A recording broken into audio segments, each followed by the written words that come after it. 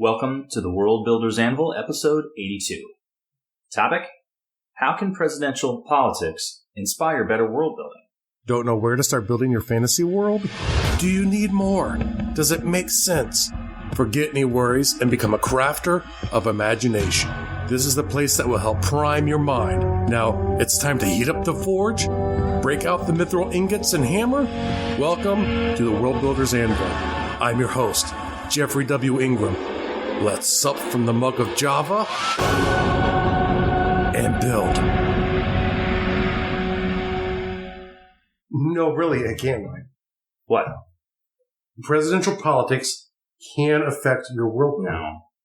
No. How? It really boils down to figuring out how people think.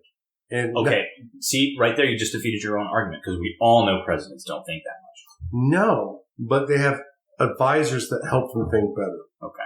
So I was reading an article at reason.com, which will be on the show notes. I think we should probably just put the blanket statement out there that pretty much anything that we reference in the show, whether it be a website or a product, that we're going to throw in the show notes. That way the listeners can follow up on that. And if we miss it and you contact us and let us know we forgot to put in the show notes, we are required contractually to dance a jig. And I'll videotape it if Jeff's going to dance a jig. And that will be in the show notes. Which should also end up in the show notes, I think would be appropriate. So you were looking at, what sites did you say? It was Reason.com. Reason.com. And there was an article from Veronique de Rugy. I'm sorry, because you're a brilliant economist and I can't say your name. Called The Fight for the Millennial Voter. The Fight for the Millennial Voter. Yes, and it was talking about the change in presidential politics and how it seems to sort of change over time. You know, especially it's like, take something like gay marriage. 2008, the presidential candidate who won, Obama, was opposed to gay marriage. Was he? Oh, yes. 2008, he was opposed to gay marriage. And he just took credit for the Supreme Court decision, which I'm not quite sure how you can do that. But hey. Oh, that was me. I did that. Yeah, I did that. I made this happen. You know, but I mean, you're trying to take claim for things, and that's what politicians do. Not that I want to, dive deep into it, because I purposefully am not very politically aware, just because all it does is irritate me whenever I get into it. I used to read the newspaper all the time and keep up on that sort of things. I still take tabs on it a little bit, but tail end of Obama's presidency that we're in right now, I can't stand all the social media bullshit he's doing. It seems like all he's doing is prepping for his post-presidential career, and I'm like, you're still in office. You're still supposed to be working. I should be seeing you on Jimmy Fallon and on podcasts and on MTV, or with all this different little shit that he's doing, just irritates the crap out of me. Well, that has actually, part of that is for this idea of what they call legacy building, which is you build your legacy since you can only be the president for so many years. You have to have a legacy so people can remember you for the rest of your life and well past the time you're gone. And the irony is, and I've seen this before, and I have no idea who came up with this, but it was someone much smarter than me. This idea that you can't tell if a president was great or horrible until after everyone who was alive during the presidency is dead. and the thing is, you're caught up in the emotion and the things that you heard, and you can't objectively actually rate someone, even if you have criteria, especially if you were alive, but if the people that you're communicating with existed during that time, you can't really evaluate it. And I don't know if At least not objectively. At least not objectively. And I don't know if I completely agree with that. I don't agree with that. If you make something that's a really bad decision, you might be able to go on paper, come up with the same conclusion that's a good decision beforehand. But that's just the idea that's... Yeah, but good and bad is just a judgment call, though. So you're still getting back to it being opinion, not objective. Most definitely. And it's always opinion. Because we're people, when we focus, we have opinions. And there's an idea that I like to talk about when I talk about either characters or cultures, any kind of grouping between, a state and an individual. The way I track characters are in factions and states are you have ideals. And so the ideal of the United States, what makes you the model American, whatever that is, are these set of ideals that we have in our mind that probably from me to you, there's probably slight variations, but they're very similar. Generally agreed upon. Generally agreed upon things that we agree enough upon that that's this idea of what becomes the model of America. Mm-hmm. And since we can't get a model American to run for president, we get these other people to do it for us. And the fact is, no one can be the model American. There's no perfect American. Or is everyone the perfect American? Yeah, no. Yeah. No. Okay. Yeah. I mean, I see your approach to that, which is this idea that, you know, that we know no one's perfect, ergo we're all perfect. I would assume is kind of what you're. Yeah, kind of. Yeah. And basically, you know, be accepting of the differences because. But there are some things we get right. So, I mean, in which case we can't be wrong in that one thing, and we'll be wrong with something else. So, even though we're not perfect, we're not imperfect either. Yeah. Which makes no sense. But it's true. Sounds like a Schrodinger's cat sort of reference. Yeah, well, maybe. I've never seen that before. Schrodinger's cat? No. You're not familiar with that reference? Oh, Schrodinger's cat. Jeez. I heard Schrodinger's juice. The cat, yes. No, the juice was next to the box. Yes. He was drinking the juice while the cat was in the box. Okay. But the point, my point for the reference is that a given thing is two opposing states at the same time. Exactly. Both perfect and imperfect. And, but when I was reading this article, which was fascinating because it's right now, the millennials are growing into the largest voting bloc ever. Mm-hmm. Obviously they don't vote a lot right now, which is understandable. I'm not a huge person that believes you have to vote. I do vote every time. There are races I don't vote lever, which doesn't exist anymore, but I don't fill in the bubble, I guess, now for a candidate in a specific race. And even if I was to not want to vote for any candidate on the ballot, I would put it in blank just to make the point that I showed up and no one's worth my vote. Mm-hmm. And, but the idea of this article is how it's shifting because we've seen some radical shifts in the nation over the past several years. Even 10 years ago, this country was a majority of this country was rabidly against the idea of same-sex marriage. Mm-hmm. Right or wrong, that shifted now to where a vast majority of Americans actually think that it's fine. They might not want to be personally involved in it or anything, but they think most people have the right to be married. Mm-hmm. And in that, you've seen it over the last 8 years, almost every major politician in both parties trying to position themselves in the thing. And one of the ideas that Veronique talked about was this idea of a medium voter theorem. And it's this idea that to win the election, you have to win that medium person because we're in a two-party system. They're more afraid to vote for the other person. So the more you shift your position away from theirs towards that medium voter, you've probably retained the vote of that person. And so the idea is you shift to the center. Right. So I was going to say, like, you showed me a video before we sat down to record.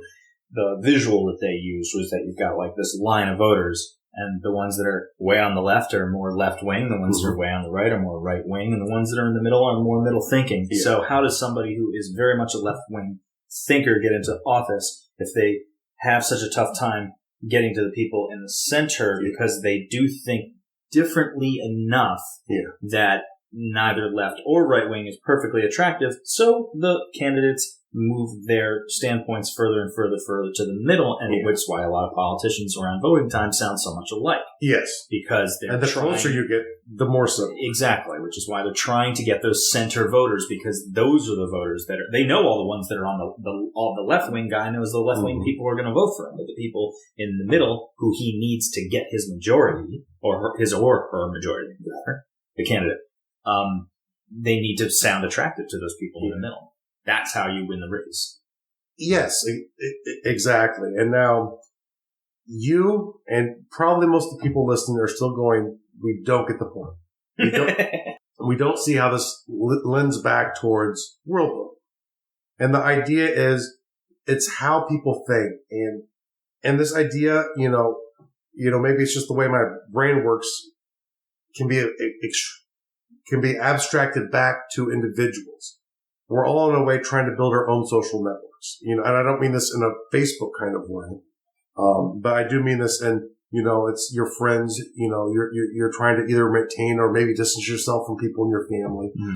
But you get this idea of what you think is good and right, and you try and get with people with similar opinions. If you have an attraction to someone who's farther away from where you are, you might actually shift your opinion to become more attractive to them. And over time, your opinions kind of pull each other together. It's like you're attracting each other together like two bodies with gravity. Yeah, the human being a social animal. Yeah. We don't live a solitary existence. We have a sense of community. So it's about getting groups of people. So, but with many people as there are on the planet, you've got that many different perspectives. So how do you get, everybody on the same page? That's why I find it interesting, when you have like sports teams. I think sports teams and countries are a great analogy.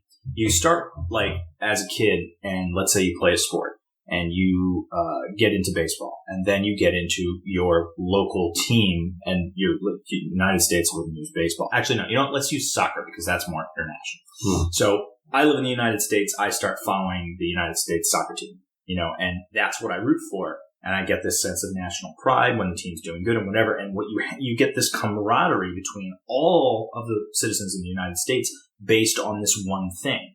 I'm not a soccer player. Most of the people in the country aren't soccer players, but we all find a common ground on that focus. Mm-hmm. So same thing with like waving the flag around. Mm-hmm. Everyone finds a common ground on that focus because we're all Americans. Mm-hmm. And other countries, same thing.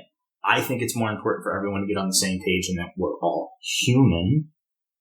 I think we get caught too much in pride for any given thing, whether it be a real small level, like family, like, oh, I love my family. My family's awesome. Your family sucks. Yeah. And then you have feuds against people over something small like that. And some are historic. Oh, huge. But so in my opinion, it's like you, and then your family, and then your friends, and then your community, and then town, state, nationality, world. Mm-hmm. And I think we should just go from family to world. Mm-hmm. But that's not how people think. No. And, and the thing is, it's the commonalities that give people comfort. And that's why a lot of times when you have periods where social ideas are changing, it does create a discomfort because people are finding where they now belong. Much the same way the presidential candidates are looking for that medium voter. Individuals within the groups they belong into, in the tribal sense, your communities and your family or your countries, or at the perspective of being a human being, the further they get away from you, the less impact you individually have on any of those scenarios, which becomes interesting. Now, are you saying in the respect of like where you might have impact in those scenarios, people are devaluing your perspective because you're not part of the group? No, what I'm saying is because those ideas, because of the way the world does work, what you're saying is you have all of these communities and then the communities group together as a nation and it builds out.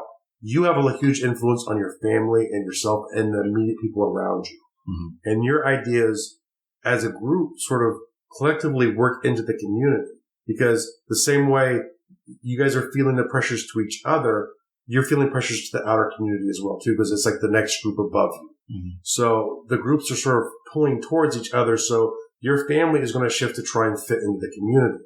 So it's going to shift a little bit. It will take all of the members with it.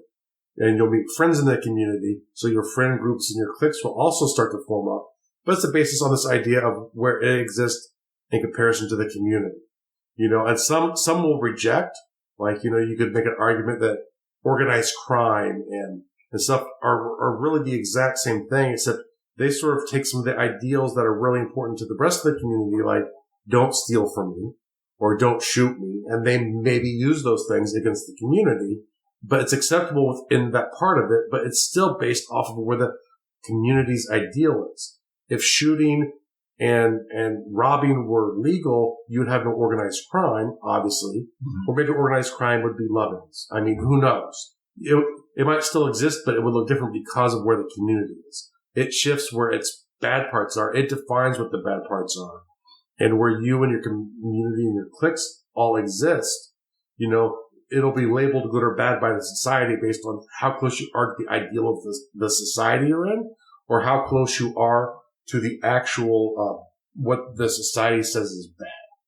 And getting us back to the page, I think we segued off of a point you were about to make. You said, all right, well, how does this apply to the world builder? Get back to that, because I think you had a point that we might not have covered that. Yeah.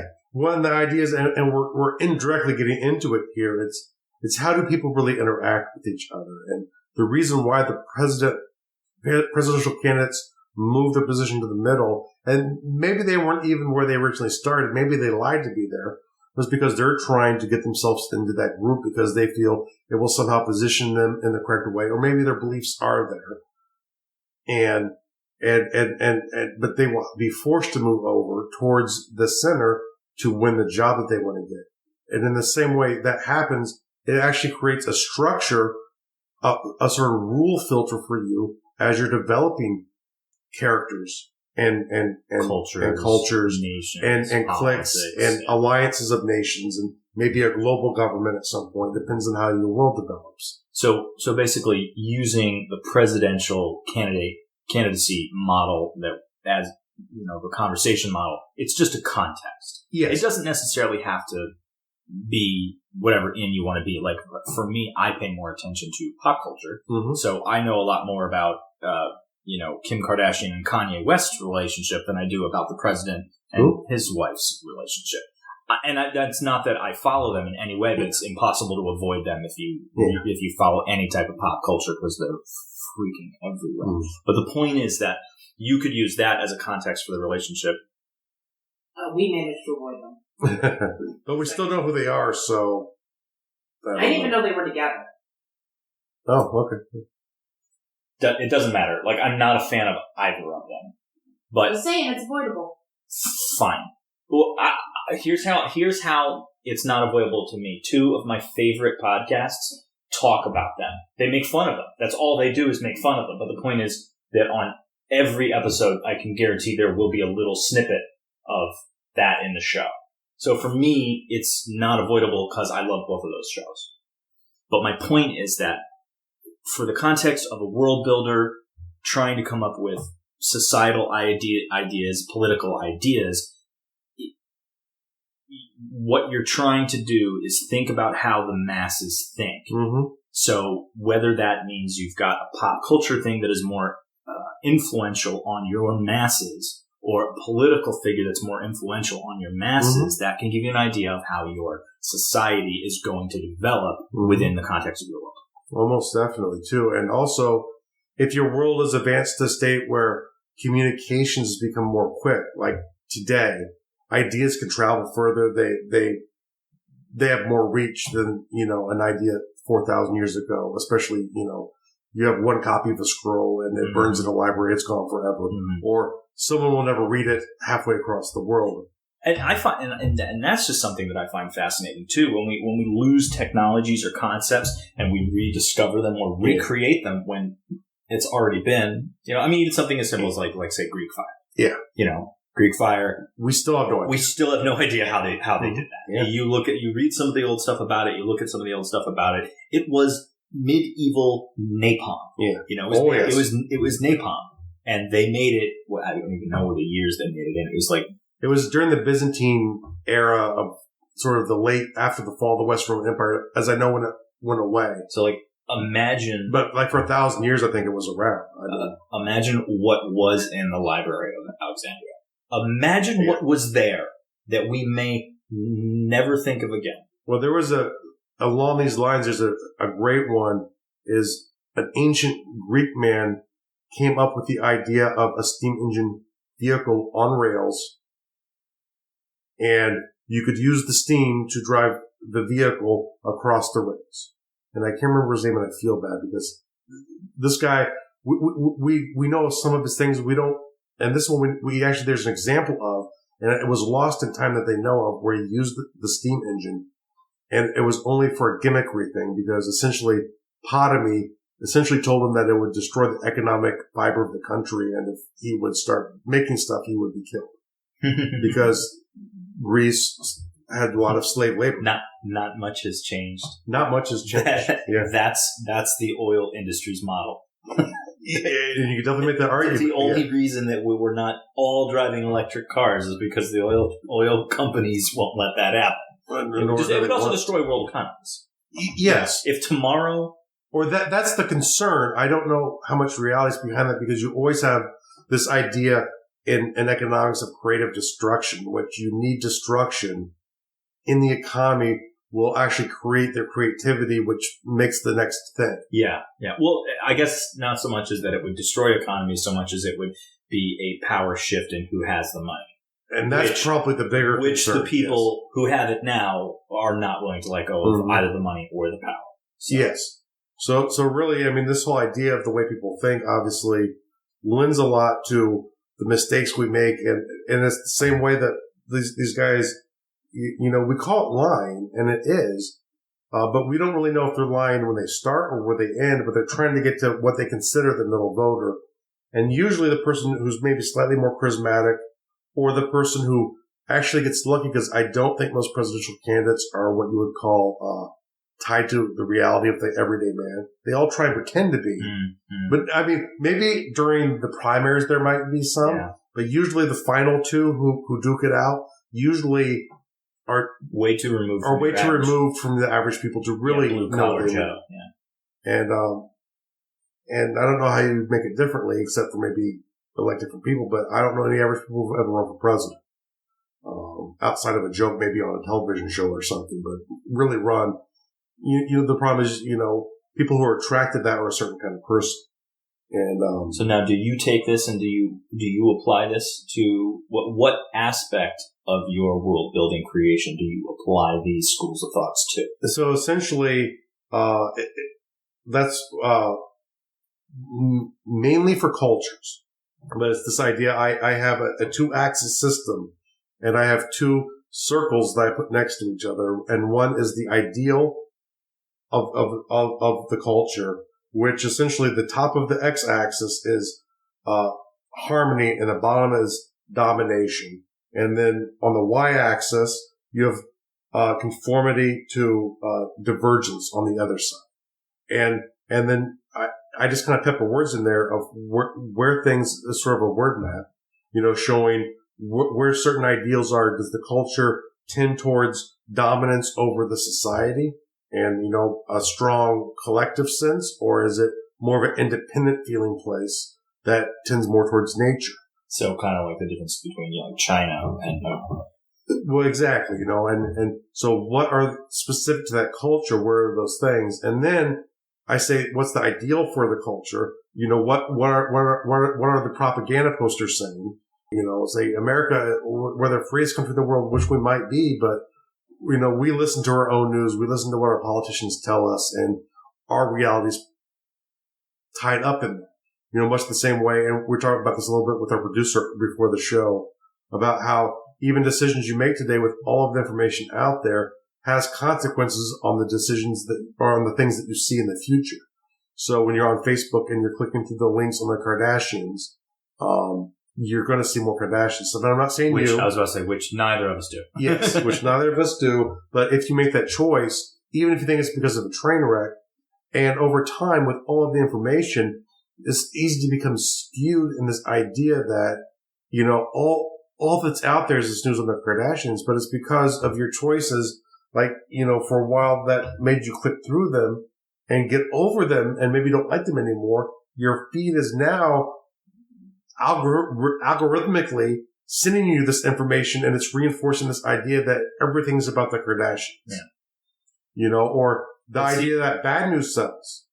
Yeah. It's bad news is reported, not good news. I think I talked about this in one of the other episodes where I'm going to be going to Detroit soon. And anyone that knows anything about what's going on in Detroit right now knows that it's really bad there. Mm. But it's not as bad as the news makes it out to be. Mm-hmm. Yes, there's a lot of horrible things going on. There's a lot of poverty. But when the news shows things in Detroit, mm-hmm. A lot of times they'll show, I forget what school it is. They're talking about a particular school, and they always show this is what the school is like. And they show a picture of the building, right? And there's windows broken, and the school is in complete disrepair. It's all beat up. But in this thing that I was watching, they're like, yeah, that's what the news shows you. And they're like, let's pan the camera to the right. Literally right across the street is the brand new school. It's state of the art. They don't use the beat up school. They completely build a new building. That's why the old one's in disrepair. They're not doing anything with it. And that's what the media does. You don't hear the good things that's going on. Detroit has a thriving art community. There's a lot of young people moving into Detroit because they want to make positive influence and keep that city alive. Industrially, it's not as big as it used to be, of course. But the point is, if you ask your average Joe American, getting back to the mean, please say the term you said before. The mean voter theorem? Yeah, the mean voter theorem, getting back to that center person. You ask the average Joe on the street, what do you think of Detroit? What's going on in Detroit right now? Of course they're going to say all this horrible stuff, or Baltimore. Everyone's going to start talking about the riots and all that stuff. They must think that it's a war zone there all the time. Of course it's not, but that's sensationalized through the media. Yeah. Well, exactly too. It's and my favorite one is when you talk to people about how dangerous the world is, and it's with very small exception, most people think it is the most dangerous the world has ever been. Not true. And it is the utter opposite. Even like right now, you'll hear all these stories about there are spikes in crime in all of these major cities. We are all in great danger. If you look at the tip of the spike this year of the violence around you, where you live, and then go back and look at the peak of the violence back in 1970 when I was born. I guarantee you there is a huge decrease in violent crime in this country from 1970 to today. It's nowhere close to what it was. But, it was a little bit lower last year, and now it was up a little bit. But when the numbers are smaller, it's easier to have these large growths and what they call a spike. But, it's the numbers they choose to tell you, because bad news gets your reaction. And it's biologically, this is if you believe in natural selection, this is natural selection. Humans are made to react to fear. The reason me and Mike are here are for the last however long it's been going on, I don't know. Michael. People who've chosen to say Mike have survived. See, I would say something entirely different. I would say that you call me Mike, and I've allowed you to survive, but you notice there's not a lot of other people around that call me Mike. Have you picked up on that one? Well, in my house, I would say it's 2-1. Yes. In this household, it's 2-1. And actually, 3-1 because Brock called you Mike earlier too. All your old friends still call you Mike. That's not true. Most of them do. Kristen, stop making things up. Okay, Mike. Evolution and fear. Humans fear-based evolution. But, but seriously though, it's the people who survived were the ones who didn't run out to get the dead carcass from the ground and drag it over to the tent and then get killed by the predator coming back to its kill. Right. So the people who were more cautious were typically the people who survived. And for a long time, that builds up those ideas. And I've even seen an argument saying that's where morality comes from, is all of these things that you have to do to survive early on build up genetically. The people who have these traits are the ones that survive and make it for the most part. And obviously there are slight variations, and that's why we have personalities. But it's all of these subtle things that over time that you need to survive that build up with you. When natural selection no longer needs something, it doesn't just disappear.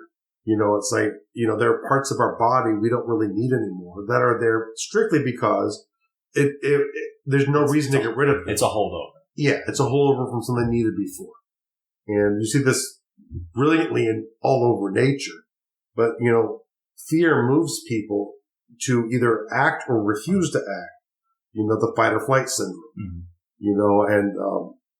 And really, like what you're saying, it wasn't so much to talk about the presidential candidates, which led me here, but it was the context behind it is, like Mike said, is what matters is Michael. From what Michael says, and he's correct, is the thing that matters is how do humans interact with each other, because this is how your house forms. And then your house is on a street. You have to get along enough with your neighbors that they don't burn your house down. For me, I hide. I don't talk to any of them. I close all my curtains all the time, and I refuse to go outside of my home. Well, not really, but it's. And this is funny because Jeff and Kristen live in a very nice neighborhood. Yes, I've never met your neighbors, but it's a very nice residential, neighborhood. Yes, no, it's a very nice neighborhood. But the joke there was more internalized for me, saying if I go outside and they meet me, they'll drive me out. Oh, I see. Like they'll get the torch and pitchforks out to get. That's you right. out of the I apologize to anyone in the neighborhood who thought I was saying that they were. No, I was making fun of myself. I see. Internally. I got it. And people interactions are the driving force, and an idea, and it doesn't have to be the one here with the median voter theorem, but come up with some basic idea of how people act in an abstract fashion. And not so much on what, it doesn't matter, but just how they interact with each other. And this could vary species to species. And it's something you have to think through for every different species you have, because they're not going to have the same driving mechanisms that we do. They're going to have other evolutionary things that got them to where they were. And whether or not you even want to deal with the evolutionary side, they're a different critter. They probably aren't going to think exactly the same way we are, unless they're relatively similar, bipedal creature.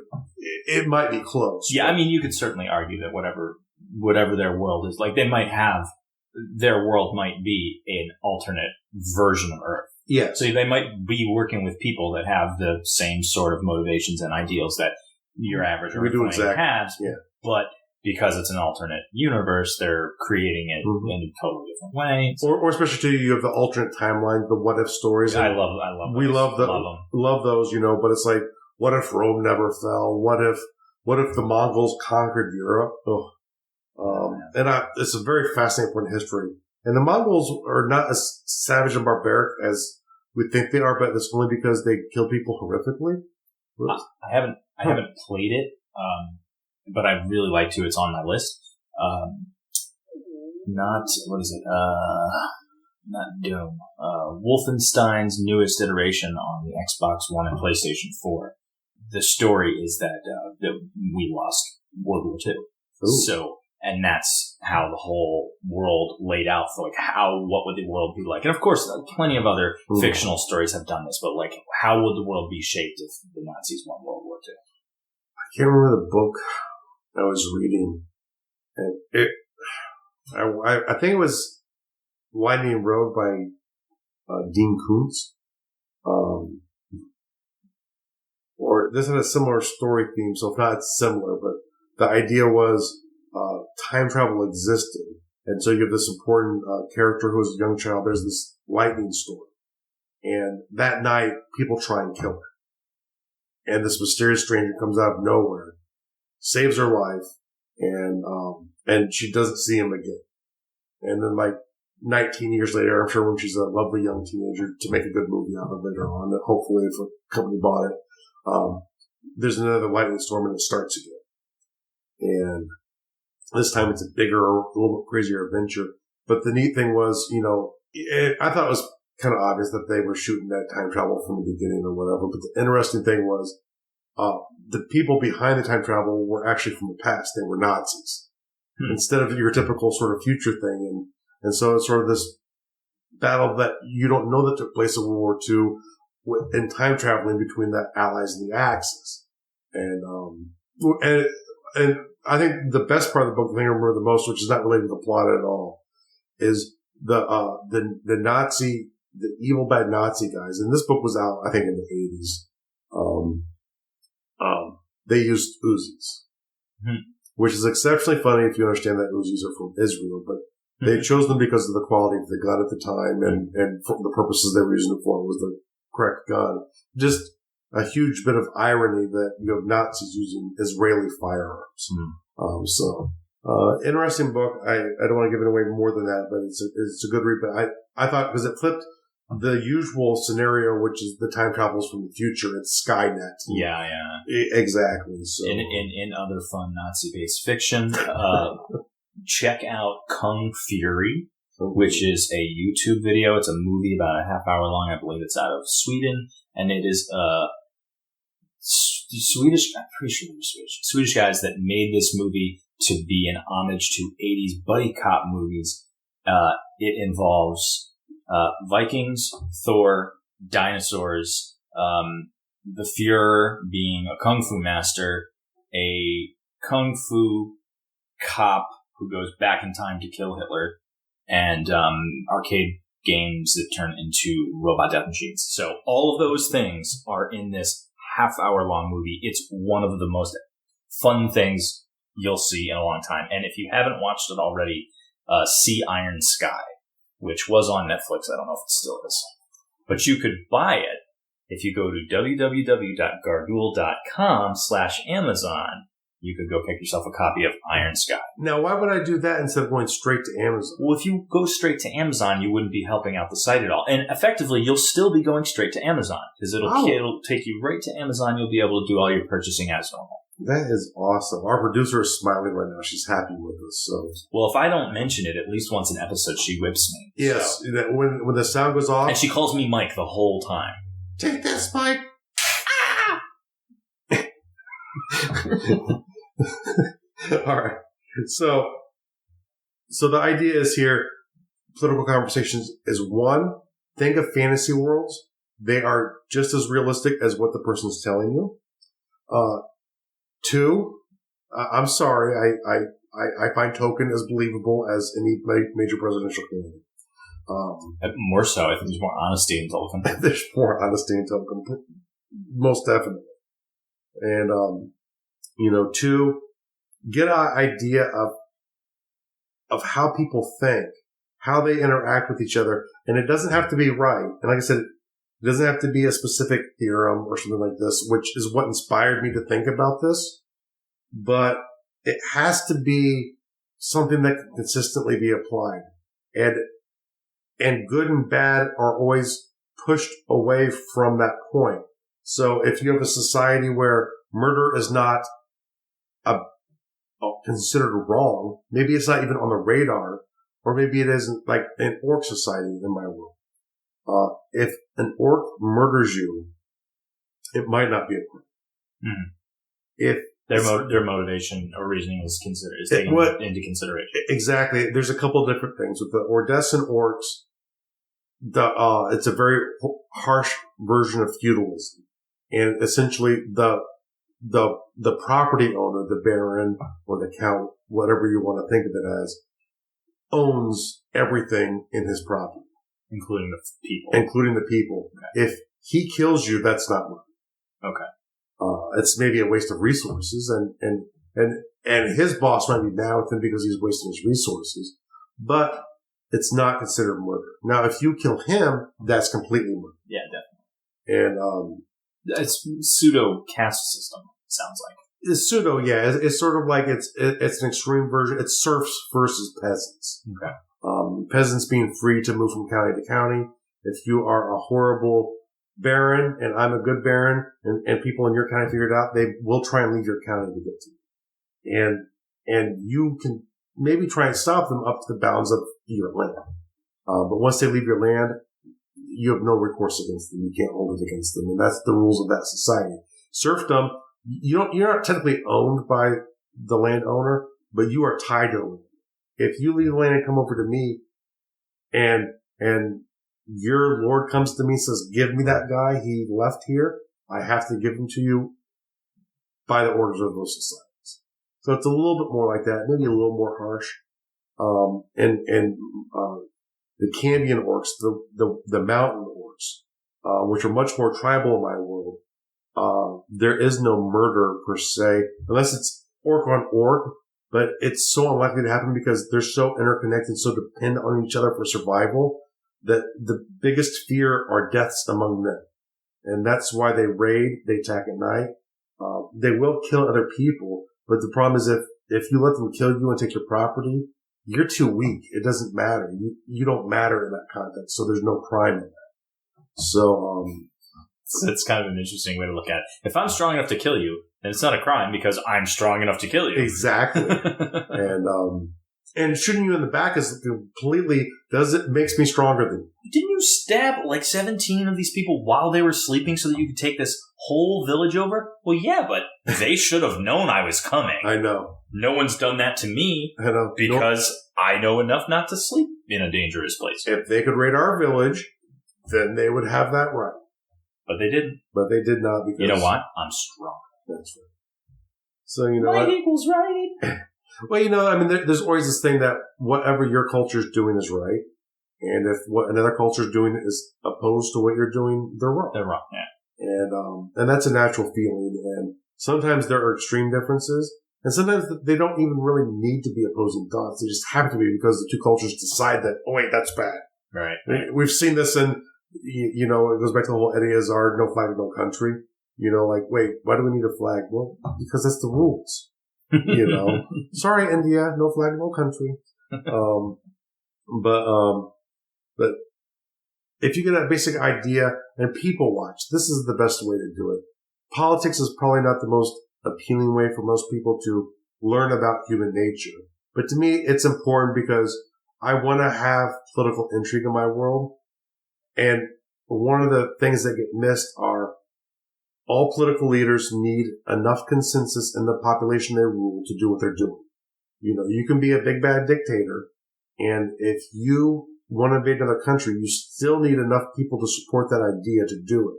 You know, watch something old like Henry V wanting to invade France and trying desperately to get up enough fervor, looking for that cause of war, which is really the thing that you can sell as the excuse to go to war. Because even though you're the ruler and you make the choices, you still need enough support within the people who have to carry out those choices to be able to pull it off. And just the same way as in a democracy, to get to that 51%, you need just enough people to agree with you over what the other guys say. And that takes a lot of work. But that is it for today's episode, except for our... Go ahead. Except for our tasks. I was just going to say, don't forget the tasks. Now, the world building task for today is evaluate your main character. And it's the simplest area to do it. But think about what has got the character, and a lot of this for writers is what is the motivation of the character. That's going to tell you these ideas. You know, if he's greedy, why is he greedy? Is that the same as the society he's in? Does the society tend towards greed? Or is it like a him thing? Is he an average character for the society, or is he an exception to the society? Exactly. And does the society care enough about greed to make that good or bad? Because there are things that you have ideas for that aren't necessarily good or bad in any society. You know, it's the idea of what is scary music.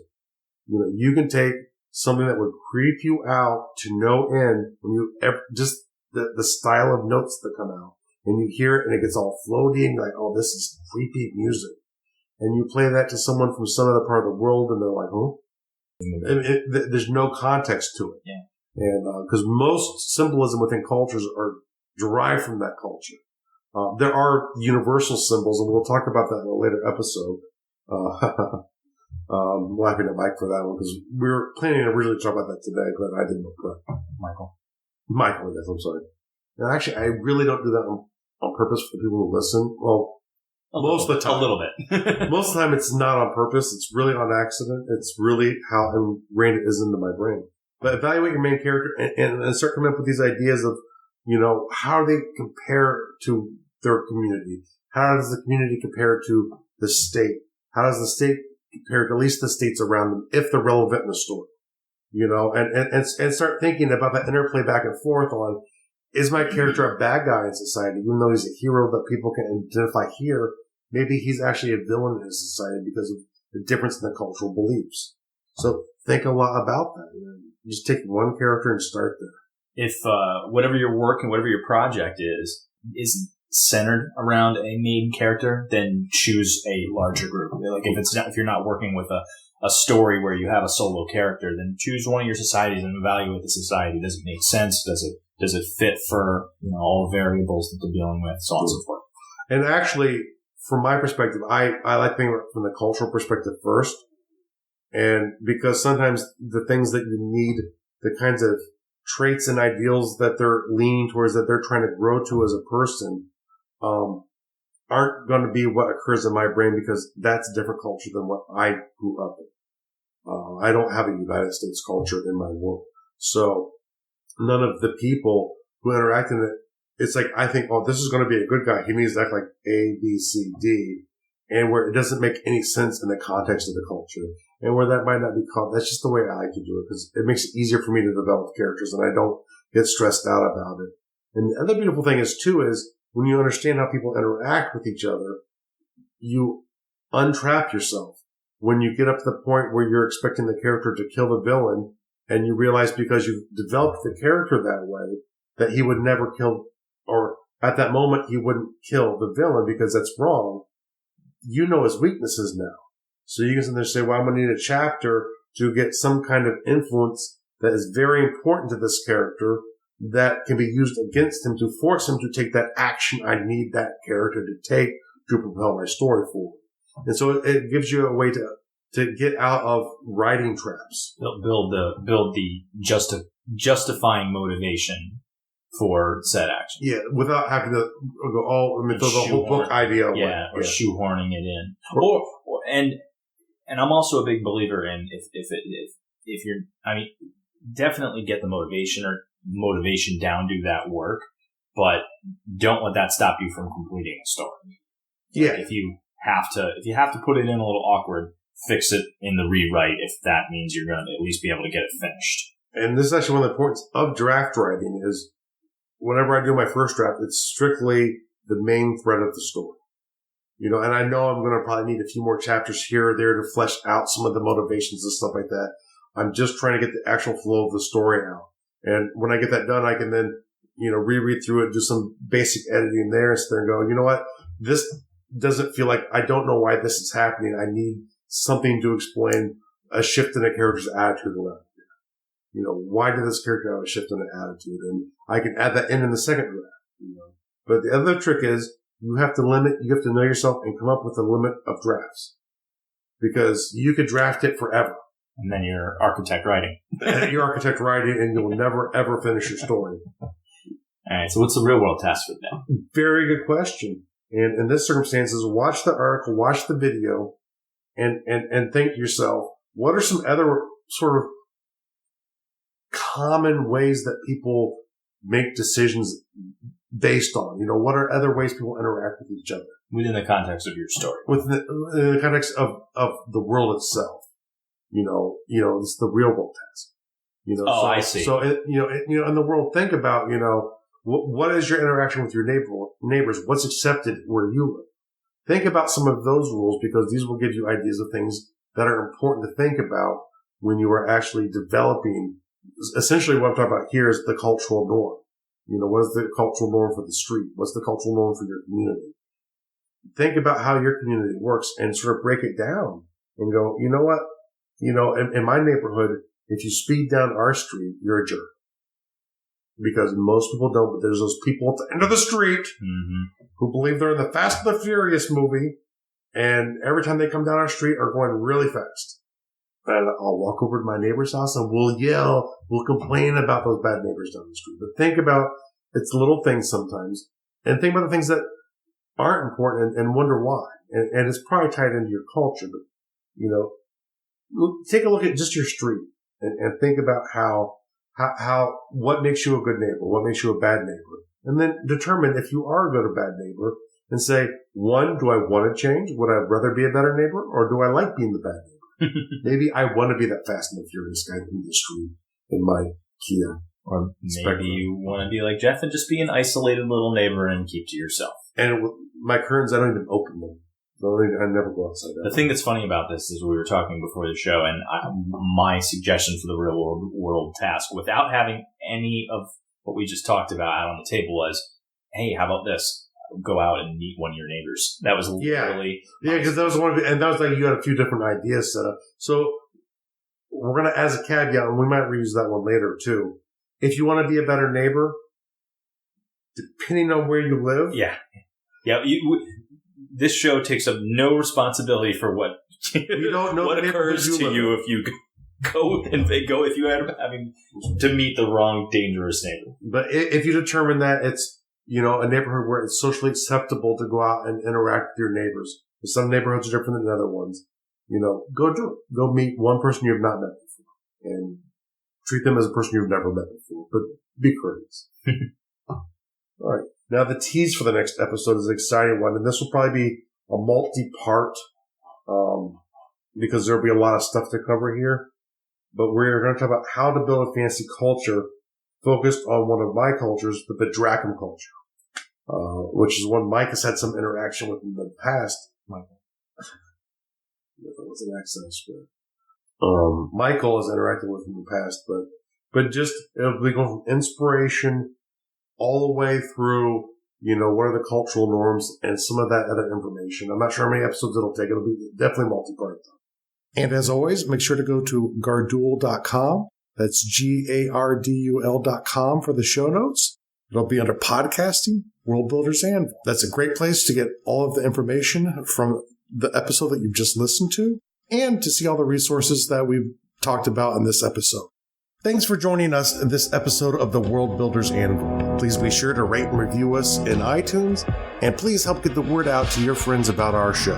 And join me, Jeffrey W. Ingram at Gardul.com, to see the progress of my world and learn why I made the choices I did. And please contact me and let me know the topics you would love to hear in the future. Now strike, while the myth rolls high.